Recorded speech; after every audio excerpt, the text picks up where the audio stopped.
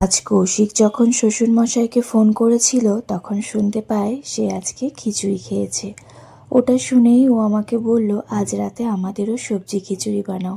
শীতকাল তো এই সবজি খিচুড়ি খেতে কিন্তু ভীষণ ভালো লাগে। তবে আজকে আমি খিচুড়িটা কিন্তু প্রেসার কুকারেই করব। ওই তো ডালটা ভেজে তারপরে চাল, গোবিন্দভোগ আতপ চাল দিয়ে করছি। তো সমস্ত কিছু দিয়ে একবারে প্রেসারে করলেও কিন্তু খিচুড়ির টেস্ট একটুও বদলাবে না, জানো তো। বেশ খানিকটা ঘি দিয়ে দেবে শেষে। আর আমি তো যখন সিটি দিচ্ছিলাম তখনও খানিকটা ঘি দিয়ে দিয়েছি। এতে করে না টেস্ট ভীষণ ভালো হয়। আর গোবিন্দভোগ চালের খিচুড়ি তো একটু ভোগের মতো টেস্টটা আসে, আরও ভালো লাগে। খিচুড়ির সাথে একটু বকফুলের বড়া ভাজা করব, আর তার সাথে একটুখানি ঘি গরম মশলা দিয়ে ওই তো বাঁধাকপি করে নেব। এরকম মুগ ডালের খিচুড়ির সাথে না বাঁধাকপি ঘ্যাট হলে ভীষণ ভালো লাগে।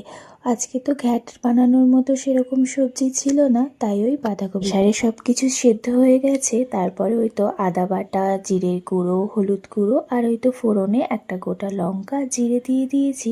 নামাবার আগে বেশ খানিকটা ঘি আর একটু গরম মশলা, তাহলে একদম পারফেক্ট খিচুড়ি। বলে ভিডিওটা আমি এখানেই শেষ করে দিচ্ছি। ভালো লাগলে লাইক কমেন্ট করতে ভুলো না, আর প্লিজ ফলো করে আমার পাশে থেকো। তোমরা সবাই অনেক ভালো থেকো। টাটা।